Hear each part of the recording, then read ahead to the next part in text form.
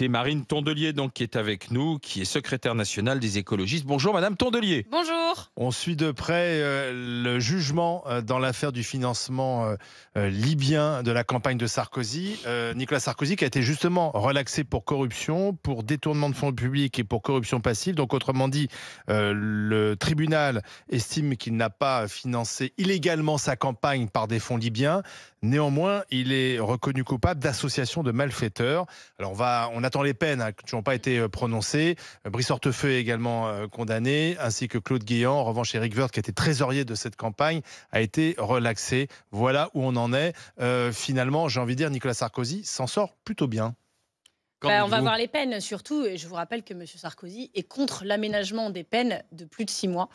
Donc on verra si le condamné Sarkozy, puisqu'il est condamné pour association de malfaiteurs, rejoint les mêmes préconisations que le candidat à la présidentielle, M. Sarkozy. C'est souvent bien les politiques de voir quand ils sont mis face à leurs promesses et face à leurs déclarations et que ça les concerne eux, comment ça se concrétise. Ça va être compliqué de parler d'acharnement judiciaire derrière, alors peut-être pour Nicolas Sarkozy. Oui, je pense qu'on ne pourra pas parler d'acharnement judiciaire. Mais vraiment, il faut attendre les peines. Enfin, là, on a les culpabilités ou relax selon les chefs d'inculpation. Il faut attendre les peines pour voir ce qu'il en est. Alors, venons-en maintenant à la situation du moment. Vous avez entendu ce qu'a dit Sébastien Lecornu au syndicat hier ? Il a dit « Je suis le ministre le plus faible qui soit là en ce moment, le ministre le plus faible de la Ve République. » C'est bien qu'il en soit conscient. C'est bien qu'il en soit conscient. Mais surtout, ce qui est hallucinant, c'est qu'il dit ça. Donc, il est conscient du fait qu'il est très affaibli. Mais moi, ce qui me choque, c'est qu'il invite les syndicats, ça c'est très bien, et il les reçoit avec toute une série de ministres, du coup, de ministres démissionnaires. Et j'étais avec une collègue syndicaliste là dans les couloirs qui attendait pour un plateau BFM et qui me disait, j'étais très surprise parce que nous on savait pas qui serait là. Et ces ministres démissionnaires nous parlaient de ce qu'ils allaient faire. C'est-à-dire qu'en fait, on a eu... Donc ils ne sont pas vraiment démissionnaires. Non, mais il y a eu un vote de confiance de l'Assemblée demandé par le Premier ministre. Le Premier ministre tombe. C'est la 2e fois que ça arrive à ma connaissance sous la Ve République. Et ils continuent tous de travailler comme si c'était la continuité, comme si rien ne s'était passé. Donc c'est quand même un peu hallucinant. Et donc de recevoir des syndicats, c'est bien. Ils l'ont très très peu fait depuis que Macron est président, donc ça ok. Mais si c'est pour les recevoir, pour leur dire rien, et tout ce qu'ils leur disent, c'est qu'ils vont continuer comme avant, c'est qu'ils ont raté un épisode. Et vous avez compris la méthode Lecornu, parce qu'on nous l'a vendu comme étant un habile négociateur, sachant parler à tout le monde. On a du mal à comprendre sa méthode, parce qu'effectivement, ça fait maintenant 15 jours qu'il est nommé, on n'a toujours pas de gouvernement, on n'a toujours pas précisément de mesures concrètes concernant le budget. On annonce peut-être d'ici demain les grands contours qui pourraient être définis par Lecornu, mais on nous dit que ça ne sera pas tellement précis. Est-ce que c'est la bonne méthode d'avancer prudemment, peut-être d'endormir un peu tout le monde? Je pense qu'il gagne du temps. Vous savez, il vient d'un ministère, le ministère des Armées, qu'on appelle la Grande Muette. Donc je pense qu'en fait, il a retiré ça de son expérience là-bas. Et gagner du temps, pourquoi? Parce que tant qu'il dit rien, il fâche personne. Oui. Sauf que là, on arrive à la limite de l'exercice, c'est-à-dire qu'il finit par fâcher les gens parce qu'il dit rien. Et qu'en fait, on sait qu'il dit rien parce qu'il n'a rien à nous dire de positif qui irait dans notre sens, ni des syndicats, ni des partis politiques progressistes. Et donc, moi, je lui ai dit au premier rendez-vous que je voyais bien que c'était beaucoup moins lunaire, les rendez-vous avec lui qu'avec François Bayrou. Pourquoi c'était lunaire avec Bayrou, qu'on comprenne? Parce que c'était très désarçonnant. C'est-à-dire qu'il tapait des points sur la table en disant sur l'écologie, j'ai fait des pistes cyclables à Pau. Et on disait, mais nous, on parle au Premier ministre, pas au maire de Pau, donc on va savoir ce que vous allez faire. Vous n'étiez pas encore né, j'ai déjà fait une centrale à chaleur. Ok, mais du coup, là, c'est quoi c'est très bizarre. Là, M. Lecornu, il a une forme de sérieux, de professionnalisme. Sauf que son équation est impossible. Et nous l'avons dit. On voit, vous nous donnez des intentions, très floues, mais au moins dans les intentions. Mais nous, on voit votre équation. Et puisque vous êtes en train d'essayer de solidifier le socle commun avec la droite, on voit bien que ce que vous demandez, Retailleau, Dati, Darmanin, etc., pour rester en poste, ils ne veulent pas juste leur ministère. Ils demandent leur ministère et ils négocient sur une ligne politique précise. Et donc je disais, à partir du moment où vous voulez solidifier ça, ok, sauf que du coup, ça va vous entraîner sur des lignes diamétralement opposées à ce que nous, on vous demande comme garantie. Donc vous pouvez prendre le temps que vous voulez, tout ça, l'équation va être insoluble. Les mêmes causes entraîneront les mêmes conséquences que pour Barnier et que pour Bayrou. Donc ça veut dire la durée de vie, selon vous, de Sébastien Lecornu, c'est... On ne l'a pas parce qu'il ne nous donne pas la date de son discours de politique générale. Et j'ai vu d'ailleurs dans la presse hier que certains dans son entourage commencent à dire peut-être qu'il ne va pas en faire. Alors ça, je ne sais pas comment c'est possible de même plus faire de discours de politique générale. Mais vous voyez, ce qui est quand même hallucinant, c'est que normalement, un président de la République, il nomme quelqu'un de très proche de lui Premier ministre. Puis au fur et à mesure que ça ne marche pas, il lâche du lest en éloignant un peu le centre de gravité. Lui, il a commencé par nommer Barnier, qui était un autre parti que le sien. puis il nomme François Bayrou, qui est un autre parti que le sien, mais très proche depuis 2017. Là, maintenant, il nomme Le Cornu, qui est son proche de son parti. Et donc, du coup, on se dit, mais c'est quoi après? Il va nommer Brigitte Macron. Les pleins pouvoirs, peut-être. Après. Alors, pardon, mais Marine Tondelier. Je vois qu'il y a un consensus sur ce plateau, c'est suffisamment rare pour être Manuel souligné. Bompard, pour la France Insoumise, dit il faut le censurer dès la semaine prochaine lorsque va rouvrir l'Assemblée nationale. Est-ce que vous êtes d'accord avec ça? Est-ce qu'il faut le censurer dès la semaine prochaine, le Premier ministre Le Cornu? Mais nous, on est clair depuis le début. On n'a aujourd'hui aucune raison de ne pas le censurer. Mais la balle est dans son camp. Et quand je le vois à Matignon, on lui dit... Donc c'est pas une censure en automatique. fait, on lui dit, nous, on devrait être assis à votre place et vous en face. Bon, là, il se trouve que c'est vous qui êtes Premier ministre. Donc la balle est dans votre camp. Vous nous dites que vous voulez un dialogue moderne, transparent, etc. Bon, bah, oui, mais on attend. La balle est dans son camp, c'est sa responsabilité. Si il a été nommé, il se débrouille. D'accord, mais là, soyons concrets. Si d'ici mercredi, il n'a pas avancé vers vous, allant dans votre sens, est-ce que vous le censurez la semaine prochaine? Aujourd'hui, c'est les députés écologistes qui décident. Oui. Aujourd'hui, on n'a aucun argument pour vous dire qu'on ne va pas le censurer. Et les Pourquoi socialistes sont d'accord avec ça? Parce que les socialistes, ils sont dragués en ce moment. Ils prendront leurs décisions pour les socialistes. Est-ce qu'ils sont dragués en ce moment? Moi, j'ai eu Olivier Faure hier soir au téléphone encore. Ni les socialistes, ni nous, écologistes, n'avons de date de prochain rendez-vous avec M. Le Cornu. Ce qui montre bien qu'ils ne savent pas trop par quel sens prendre les choses et que nous, on lui avait dit, c'est pas la peine de nous redemander un rendez-vous, de nous donner une date, si c'est pour nous dire rien. Quelles sont les si on n'a pas de date, c'est qu'il n'a pas grand-chose à nous dire. Quelles sont les 2-3 mesures qui lui éviteraient la censure? Premièrement, il y a le sujet de la taxe Zuckman qui est sur la table, dont on va peut-être reparler. Il n'en veut pas. Il faut. Ouais, mais moi, il y a plein de choses que je veux pas et je les ai quand même à la fin. Donc, il est Premier ministre, il est illégitime, il n'est pas majoritaire dans le pays. S'il ne veut pas changer de ligne politique, il ne va pas faire long feu. Donc, taxation des ultra-riches. Je rappelle que les ultra-riches, ces 30 dernières années, ont vu leur fortune multipliée par 14. Pendant que la pauvreté explosait, il y a aujourd'hui 9,8 millions de pauvres. Il n'y en a jamais eu autant dans ce pays et jamais aussi pauvres. Donc c'est impossible de continuer à défendre ça. Et on a gagné la bataille culturelle déjà sur le sujet. Ensuite, il y a les reculs environnementaux. 43 reculs environnementaux depuis le début de l'année. Donc ça, en tant qu'écologiste, inutile de vous dire qu'on suit ça de très près. Ensuite, il y a les retraites. Réforme totalement illégitime, pas votée à l'Assemblée. Il faut l'abrogation ? Évidemment. Alors après, lui, il ne fera pas une abrogation, mais s'il ne fait rien, on en prend acte. Mais tout ça, il faut regarder tout ça ensemble. Si par exemple, il rétablit l'ISF, parce que c'est quelque chose qui circule, alors, il pourrait rétablir l'impôt sur la fortune. Je reviendrai sur chaque point, mais je vais parler d'un sujet qui est cher à Didier Guiraud s'il était là, c'est le Mercosur. Guiraud, ouais. Parce qu'en fait, sur le Mercosur, Emmanuel Macron nous a fait des grandes déclarations, comme quoi jamais il se coucherait, etc., qu'il allait s'allonger en travers des dire non au Mercosur. Ils ont tout lâché. Tout. Nous, si nous avions été nommés, on avait commencé à préparer avec nos collègues de gauche. Le premier dossier, c'était le Mercosur. Et je dis aux agriculteurs de ce pays qui disent des fois, les écolos, on n'est pas d'accord avec ceux là-dessus. Et qui se mobilisent d'ailleurs demain. En fait, à la fin, sur vos sujets, chers amis, il n'y a plus que nous. Et on est là et on continuera à le dire. Et je l'ai mis comme condition de la censure aussi à Monsieur Le Cornu. Et puis, il y a un autre sujet qui touche les artistes. On parle peu de culture souvent sur les plateaux politiques. Il y a en ce moment, avec l'intelligence artificielle, il y a des œuvres, l'œuvre la plus écoutée sur Spotify, c'est une œuvre de l'intelligence artificielle, donc qui a moissonné tout ce qui existe sur Spotify, sur le web. Et donc cette œuvre génère plein de revenus, mais à qui vont les revenus ? On ne sait même pas dire de qui vraiment cette intelligence artificielle s'est inspirée. Et donc nous, on travaille beaucoup avec la SACEM sur les droits d'auteur, et on a dit à Monsieur Le Cornu qu'il fallait qu'il s'en occupe, et qu'on avait du coup besoin, par exemple, d'une ministre de la Culture à temps plein. Pas du ministre de la Culture qui fait sa campagne à Paris la moitié de la journée. Donc vous voyez, sur des points comme ça, on a posé des axes sur la décentralisation aussi, sur les collectivités. Donc c'est plein de mesures qu'on a posées. Évidemment qu'on sait qu'il ne va pas faire tout exactement ce qu'on veut, mais s'il ne fait rien ou seulement un petit bout de demi-ISF, de taxe Zuckman sans les biens pro et sans je ne sais pas quoi, c'est pas la peine qu'on discute. Barbara, Bruno et Abel. Donc, si on y revient, est-ce que vous, à un moment donné, parce que là, on est tous d'accord, après Monsieur Le Cornu, vous avez d'ailleurs expliqué à très juste titre la façon dont se rétrécit le petit cercle, c'est-à-dire que maintenant, après Monsieur Le Cornu, qu'est-ce qui nous reste? Donc, est-ce que vous êtes plutôt favorable à la dissolution, sachant que ça risque d'être compliqué, le NFP qui s'est quand même largement détricoté sur bien des sujets, même si on sait que les socialistes reviennent toujours à la casserole ils viennent pas à la casserole, ils viennent plutôt à la soupe. Ça s'appelle les social-traites, c'est pas pour... Oui, voilà. Mais où est-ce que vous êtes plutôt... Comme vous avez fait toutes les Voilà. Où est-ce que vous êtes plutôt démission du président de la République? Parce qu'on va pas continuer à tergiverser encore comme ça, on a 18 mois à attendre. Je sais que 18 mois, c'est rien à l'échelle des 1000 ans de l'histoire de France, mais enfin, 18 ans, long. 18 mois, c'est beaucoup. 30 novembre, 18 mois, c'est beaucoup quand on est encore à 3400 milliards de dettes. Donc, est-ce que vous êtes plus team dissolution ou team démission? Mais vous oubliez une option quand même. Ah bon, laquelle? Ça m'hallucine. Oui, nomination de Lucie Castet au gouvernement, ça on oublie. De Lucie Castet ou de n'importe quelle personne du nouveau Front Populaire. Vous voyez bien la force qui est arrivée en tête des élections. Mais Macron resserre au maximum. Vous voulez que là, il aille chercher Jean-Luc Mélenchon, Premier ministre? Ça, c'est vous. Pourquoi pas Marine Le Pen alors? Et pourquoi pas Marine Le Pen? C'est le premier groupe à l'Assemblée. Je parle de la force qui arrive en tête aux élections. Ah oui, mais moi je vous parle du premier parti France. Les Insoumis ont Cette plus Assemblée de nationale, députés que les autres. S'il y a une dissolution, il y a une dissolution. Nous y sommes prêts. Nous n'avons peur de pas grand-chose et surtout pas du vote des Français. Mais le problème aujourd'hui, c'est pas l'Assemblée nationale. Cette Assemblée nationale, elle est peut-être compliquée à gérer parce qu'elle est éclatée en 3 blocs. Mais enfin, elle est le résultat du vote des Français. Vote très légitime puisqu'il y a eu lieu il y a un peu plus d'un an. C'est pas beaucoup pour une mandature.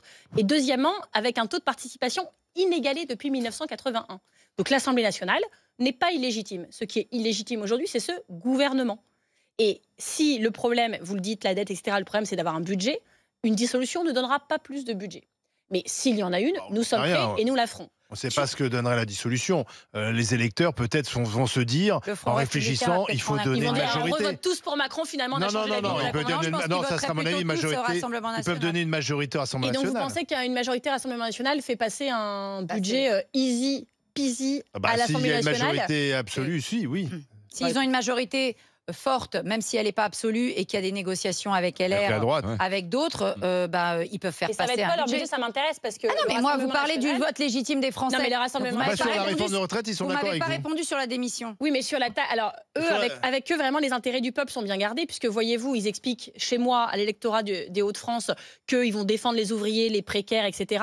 Et ils veulent pas faire la taxe Zuckman. Non, ils veulent faire une autre taxe. Oui. Ils sont plus proches de vous, pardon, je vous fâchais, mais quand je regarde le programme économique du RN, ils sont plus proches de vous que du bloc central. Ils sont pas pour la justice. En fait, ils sont pour prôner la justice sociale. Ils sont contre la réforme des retraites comme vous. Ils sont pour une taxe des plus riches comme vous. Vous faites très bien leur pub, mais je dis à vos auditeurs qui sont peut-être dans la détresse et qui... C'est assez curieux, c'est que finalement, ils sont plus de gauche économiquement que le bloc central. Je dis à vos auditeurs qui peut-être se laissent séduire par la Rassemblement national que quand ils sont sur les antennes, ils disent on va aider les plus précaires, on va faire la justice, etc. Mais dès qu'ils doivent appuyer sur le bouton pour taxer les plus riches, ils refusent de le faire. Ce sont des imposteurs. Parce qu'il y a d'autres façons de les taxer. Et les intérêts des riches ne veulent pas toucher l'outil de production. Mais parce que beaucoup d'entre eux, dont leur chef en font partie. La taxe Zuckman, quand même, beaucoup disent que c'est n'importe quoi, et notamment les chefs d'entreprise. À droite, les gens de droite. Les chefs d'entreprise, ils sont. À part les gens de droite, j'en vois pas. Les chefs d'entreprise, c'est quand même mieux placé que vous et moi pour dire si c'est une bonne chose pour les entreprises. Non, ils sont en conflit d'intérêts, monsieur. Non, mais même tous les chefs chefs d'entreprise dans ce pays qui sont contre, et d'ailleurs, tous ceux qui vont devoir la payer ne sont pas contre. Tous les chefs d'entreprise, même ceux qui ne la toucheraient pas, disent que c'est une hérésie. Alors après, on peut ne pas écouter ceux qui sont au courant et qui sont en manette. Vous n'avez jamais travaillé dans une entreprise, donc c'est sûr que ni Gabriel Zuckman, ils n'ont jamais travaillé dans les entreprises. Quand on entend les chefs d'entreprise qui travaillent vraiment dans le tissu économique et disent c'est une connerie, on peut les écouter. Écoutez, les chefs d'entreprise, je veux bien qu'ils se plaignent parce que je sais que la vie de certains est compliquée, mais je rappelle quand même que dans un pays où on discute tous les jours de l'intérêt de chaque euro public dépensé, et c'est légitime, on surveille ça pour tout, sauf pour les aides aux entreprises. Et qu'il y a un livre qui s'appelle Le Grand Détournement, qui est sorti la semaine dernière, qui montre quand même qu'il y a 270 milliards par an d'aide aux entreprises dans un maquis. Bercy le dit. Un rapport sénatorial fait par la droite. C'est la faute de Bercy, c'est la faute de l'État. Oui, mais je veux dire, c'est comme pour l'agriculture. C'est pas les chefs d'entreprise. C'est comme l'agriculture. Didier, si tu me regardes, c'est pas normal que 80% d'aide de la PAC aille à 20% des agriculteurs les plus Mais ça, c'est un défaut de l'État. C'est pareil. C'est pas le défaut des chefs d'entreprise. Les chefs d'entreprise, ils m'ont sifflé au MEDEF quand j'ai dit ça, parce que j'ai dit aide aux entreprises. Sauf que quand je leur dis, mais vous trouvez normal que LVMH touche 247 millions de l'État en 2023 sans aucune contrepartie? Moi, je trouve pas ça normal. Mais comme dans les aides d'entreprise, ils habillent la femme du président, donc ils ont peut-être ça comme contrepartie. Dans les aides Elle a des contreparties aussi. Dans les aides aux entreprises, vous avez des baisses notamment de TVA, vous avez des aides à la SNCF. Eh bien, parlons-en. À la SNCF. Bah oui. Évidemment, ça faisait longtemps. Ça fait partie des. Mais je vous dis juste une chose, la TVA. Tout le monde en paye autour de cette table et dans tous vos téléspectateurs et vos auditeurs, parce que vous achetez une baguette, c'est 5% de TVA, des vêtements, c'est 20%, le restaurant, les livres, tout. Vous payez de la TVA toute la journée. Et il y a c'est pas très juste en vrai, parce que vous soyez riche ou pauvre, vous payez le même taux, mais il y a une sorte de consensus, on s'y est fait. C'est 200 milliards par an la TVA. Il y a quelques années, quand Macron devient président, 92% des recettes de TVA servaient à financer le budget d'État et les services publics. 92%. Donc ça, quelque part, ça allait à tout le monde. Aujourd'hui, ça ne finance plus qu'à 45% les services publics. Pourquoi? Parce que quand on parle d'exonération de charges patronales, on dit tiens, les patrons, hop, ils ont plus de charges, ils en ont moins. c'est vrai qu'on dit, bon, bah, c'est tant mieux pour eux. Ça a fait baisser le chômage. Sauf qu'en fait, pas autant que prévu.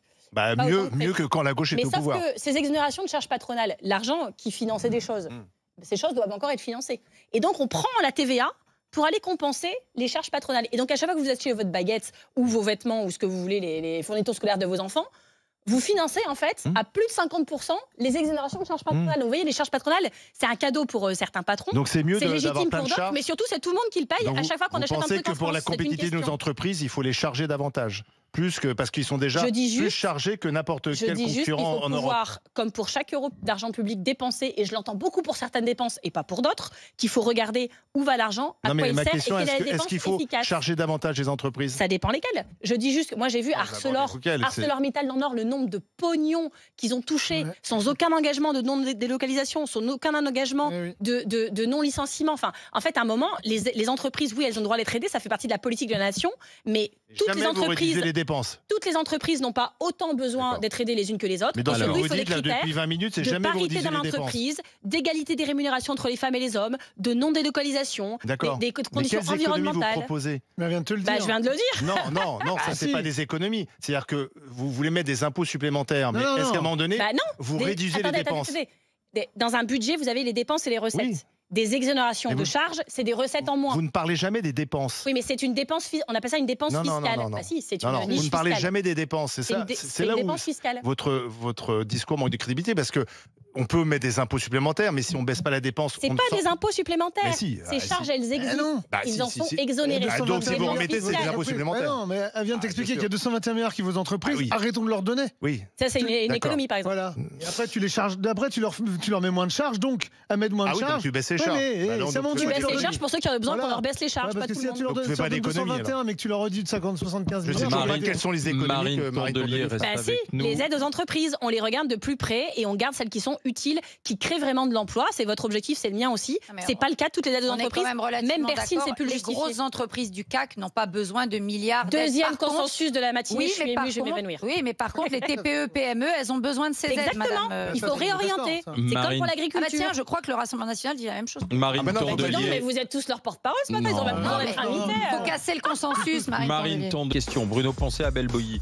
Alors, moi, j'ai posé la même question à Yann Brossat et à Manuel Bompard. Quand je tutoyais parce que... entre camarades. Voilà, c'est ça. Quand tu sors, là, tu vas écrire un peu le programme. Un programme commun pour la gauche pour, alors, si c'est 2026 ou 2025, parce qu'il y aura peut-être des législatives en 25, en 26, on ne sait pas, ou présidentielles. Parce qu'en fait, moi, j'ai jamais voté de ma vie. Mais vu ce que, là, je vois arriver avec un RN de plus en plus puissant, moi, je voudrais bien voter un jour dans ma vie pour autre chose que contre quelqu'un. J'ai jamais voté, mais j'irai pas voter contre, ça c'est sûr. Mais moi, je voudrais bien voter pour. Moi, je voudrais bien que vous écriviez un programme commun. Alors, je sais qu'avec les socialistes, c'est quand même compliqué parce que écrire avec une girouette, c'est chaud. Il y a trop de vent sur la feuille. Mais il faudrait qu'à un moment donné, il y ait un programme commun. Moi, je trouve que tu vois, moi, j'ai lu. C'était le programme de LFI. Moi, je l'ai lu, le programme commun de LFI. Je l'avais lu parce qu'en plus, j'avais travaillé sur 2-3 sujets avec eux au niveau ferroviaire. Je l'avais lu. Il y avait un programme. Moi, je voudrais bien qu'il y ait un programme commun d'une gauche avec un candidat. À la présidentielle. Là, aujourd'hui, ce que je vois, c'est que je vois Tondelier qui voudrait bien y aller. Je voudrais Faure. Je pense que Faure, il a les dents qui arrivent le parquet. Et puis bon, Mélenchon qui est toujours là alors qu'il avait dit qu'il irait pas. Moi, je voudrais bien qu'il y ait un programme commun qu'il soit en train de l'écrire aujourd'hui. Non, mais vous pouvez pas m'enlever d'essayer de faire travailler tout le monde ensemble. Je pense que je suis la seule, d'ailleurs, qui discute avec tout le monde, avec des gens, y compris, qui n'ont pas envie du tout de se parler entre eux. Donc nous, ce que les écologistes veulent, c'est effectivement qu'on ait une primaire, parce que je pense que c'est aux électeurs de gauche et écologistes de choisir qui est le meilleur candidat pour y aller, et que dans ce cadre de la primaire, on travaille aussi un programme commun pour la présidentielle. Mais ce travail de programme commun, c'est pas comme si on l'avait jamais fait. On l'a fait, moi la NUPES, j'étais pas là, mais pour le nouveau Front Populaire, on s'est mis tous dans une salle 4 jours et on l'a sorti. Et je dois vous dire que sur certains sujets, heureusement que la France Insoumise était là. Quand on parlait d'écologie, avec quelques communistes productivistes et certains socialistes qui, sur la 69, sur les autoroutes et tout, c'était pas leur sujet de prédilection. En fait, c'était sur les sujets écologiques, on était plus proche de la FI. Sur d'autres sujets, non. Et donc, moi, je trouve que ce travail de faire ensemble, pour gagner, il faut qu'on soit ensemble. Et donc, on doit gouverner ensemble et donc, on doit se mettre d'accord sur le projet. Et je regrette que certains ont décidé qu'ils ne voulaient plus être dans la même pièce ensemble parce que ça complique ce travail. Mais du coup, on fait Missi Dominici et on ne. Oui, mais alors, je ne comprends pas ce que vous allez faire ce week-end. Qu'est-ce que je vais faire ce week-end ? Vous allez à Bram, c'est ça ? Pour la 5e édition des Rencontres de la Gauche, qui réunira donc vous-même. C'est la rentrée de Carole Delga. Olivier Faure, Fabien Roussel, Raphaël Glucksmann, Carole Delga, mais pas d'insoumis. Parce que je pense qu'ils ne sont pas invités. D'accord. Et ça vous gêne pas alors? Si. Moi, je vais partout où je suis invitée. Même si tout le monde n'est pas invité? Moi, je suis même invitée par Raphaël Glucksmann, etc. J'ai beaucoup de différences avec eux. Enfin, Carole Delga, c'est la 69. Et j'en ai parlé suffisamment sur ce plateau pour que vous sachiez et surtout que je ne Carole suis pas Delga, d'accord avec pense elle. qu'il ne faut pas faire d'union avec les filles. Oui, non, mais je ne suis pas d'accord avec elle sur le point de la 69 et sur beaucoup d'autres points. Mais je pense que mon rôle est aussi de convaincre toutes ces personnes que leur place est dans la primaire des écologistes. Raphaël Glucksmann ne veut pas en faire. Jean-Luc Mélenchon ne veut pas en faire. Mais ils ont tort. Parce que Raphaël Glucksmann et Jean-Luc Mélenchon, ils parlent de l'antifascisme avec beaucoup d'emphase et des trémolos dans la voix. Mais l'antifascisme, c'est pas juste de la rhétorique, c'est des actes aussi. Et si on ne se met pas en condition de choisir un seul candidat de la gauche et des écolos pour aller à la présidentielle, on se met en situation de ne pas être au deuxième tour et de laisser les fachos gagner. Parce que le Front républicain entre Retailleau et Marine Le Pen, spoiler alert, il va moins bien marcher. Retailleau et les fachos? Le Front républicain entre Retailleau et les fachos, oui. C'est compliqué. Vous choisissez pas Retailleau entre Retailleau et moi, je Bardella sais toujours ce que je choisis, mais je peux vous dire qu'il y a plein d'électeurs qui sont stigmatisés quotidiennement par Retailleau qui vont dire allez, est-ce que vous choisirez quand même Retailleau?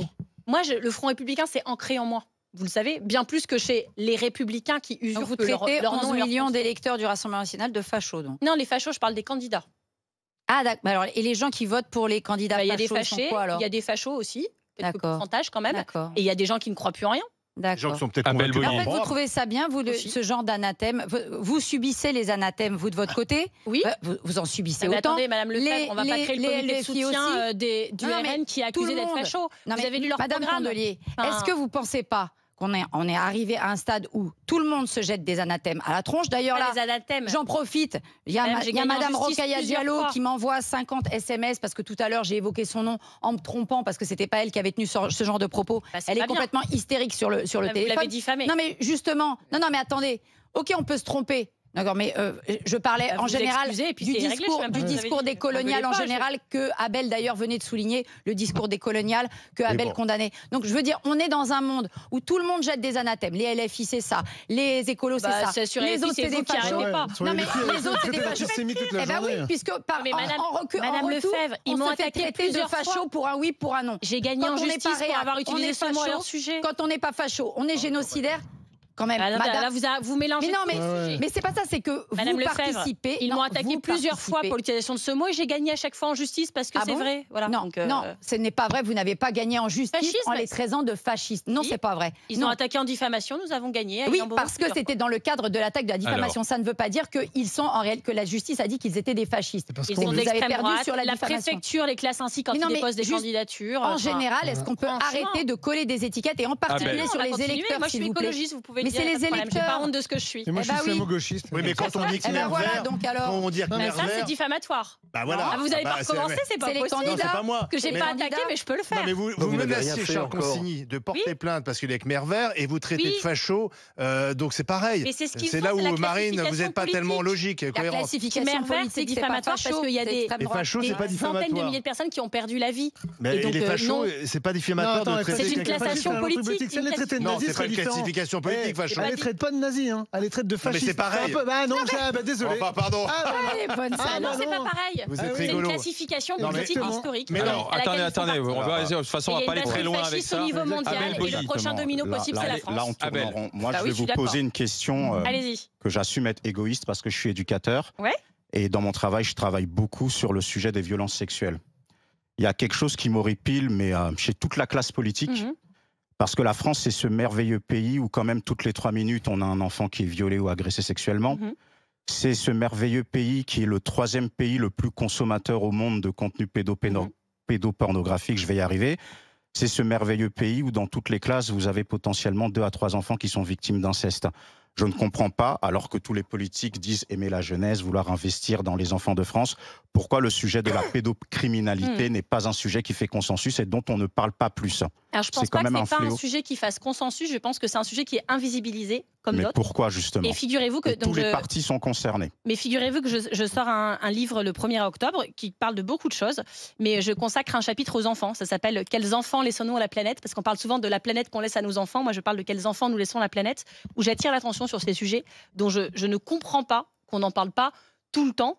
Moi, je viens d'un département où le Pas-de-Calais, où l'aide sociale à l'enfance, c'est quand même catastrophique. Moi, centre de formation de la prostitution des mineurs et des délinquants sexuels. Et puis, y compris là, le chef du service au département qui est lui-même maintenant mis en cause qui détenait des images et je ne croise que des travailleurs sociaux qui rentrent du boulot la boule au ventre en n'osant même pas regarder leurs gamins dans les yeux.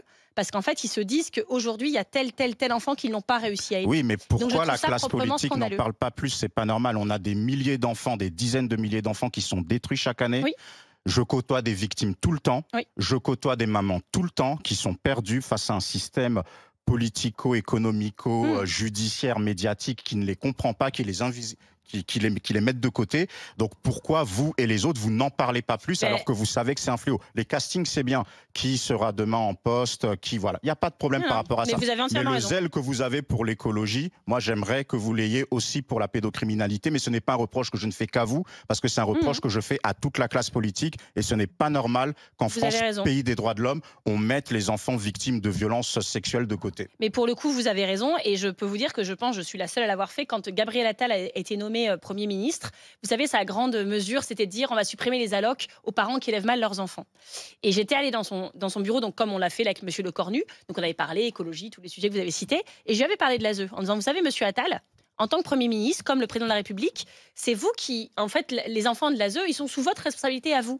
Et je dis, comment on fait alors? On supprime vos indemnités de ministre si vous vous occupez mal de l'ASE? Parce que l'ASE, ce que vous n'avez pas eu le temps de dire, donc je le dis, c'est que c'est des gamins mineurs, des fois de 10-12 ans, qu'on laisse tout seuls dans des hôtels avec un bon kebab. C'est même pas les tickets repas, c'est un bon kebab. Ah oui.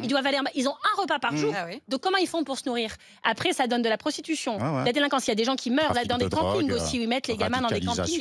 C'est la manière dont l'État français gère les victimes de l'ASE et les collectivités territoriales, parce que l'ASE, elle dépend. Je finis là-dessus sur une note positive pour vous dire qu'on fait des choses. La métropole de Lyon, vous savez que c'est écologiste. La métropole de Lyon est aussi un département. En tout cas, je voudrais juste dire... C'est le seul département qui a augmenté de 40% les crédits de l'ASE depuis 2020, et il est écologiste. Ils ont y compris fait des cercles, vous savez, de décision avec des jeunes de l'ASE qui discutent eux-mêmes des politiques faites. Et il y a un autre scandale sur l'ASE, vous voyez que c'est un sujet que je connais bien, c'est qu'à 18 ans, c'est dehors. Et que du coup, il y a des gamins qui, toute cette année-là, ont un tic-tac dans leur tête de encore 6 mois, encore 5 mois. Et leurs éducateurs, pareil, vous le savez, vous le vivez. Et donc, que du jour au lendemain, ça y est, on n'est plus dans l'ASE, on se retrouve à la rue, le nombre de SDF qui viennent de l'ASE est incommensurable. Il faut que ce soit un sujet important pour la prochaine présidentielle. Et comme à Lyon, il faut faire une passerelle jusqu'à l'âge du RSA 25 ans, ne pas laisser ces jeunes dans le vide, il faut faire ce fameux... Mais les anciennes victimes et les accompagnants de victimes ne se tairont plus, il faut que ce soit un sujet qui pèse pour la prochaine présidentielle. Vous avez tout mon soutien et je serai là sur le sujet, donc ce chapitre est consacré dans le livre qui sort en octobre. Merci Marine Tondelier, secrétaire nationale des Verts, des écologistes, d'avoir été avec nous.